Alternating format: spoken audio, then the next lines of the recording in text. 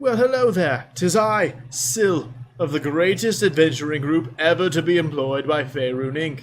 You know, there are those up at the Waterdeep branch who would tell you that's false, but they're mad. Baulders Deep is without a doubt the greatest team ever assembled. Here's a little recap of one of our last adventures. So there we were. We had just rescued Lenon Swift and her family from the Kobold Menace. We all agreed it was time to go to the keep and stop being out in the open.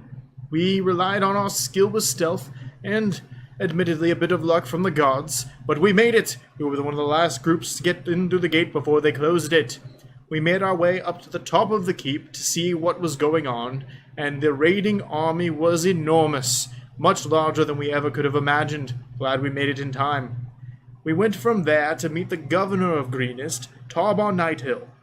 Tarbar went on and on about how grateful he was that we saved Lenon and how we were heroes. I could see through it from the beginning, though. He wanted something, and indeed, he did. He turned around right then and there and asked us for another favor. The mill, it seemed, was on fire, and he wanted us to go investigate it and save it if possible. Turns out he was worried about something like starvation or something. Nothing I've ever had to worry about, poor peasants. Of course, we agreed to go help. But also, of course, the only way out after the keep had been sieged was through the sewers. Disgusting. So there we were, the whole party trudging through the sewers, knee-deep in God knows what, when rats came out of the wall and swarmed us. Nothing we couldn't handle, but it was still disgusting. No other event the entire way out through the rest of the sewer made it out into the stream.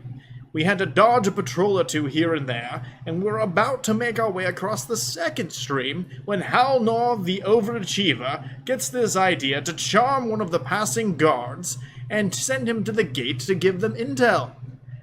He was successful, admittedly, and I'll never tell him this, but I was a little impressed. But still, why?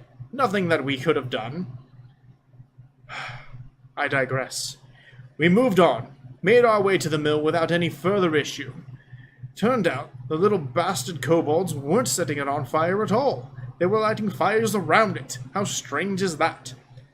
The group of us who got into the mill sat down and began chatting away, when out of nowhere, this voice from outside starts threatening us, telling us all kinds of things like, "You don't stand a chance, and the power of Tiamat is greater than you," and blah blah blah blah. You know the type.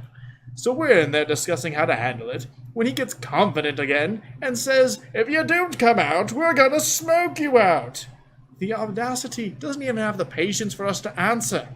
Anyway, that's all I have for you this time. Until next time.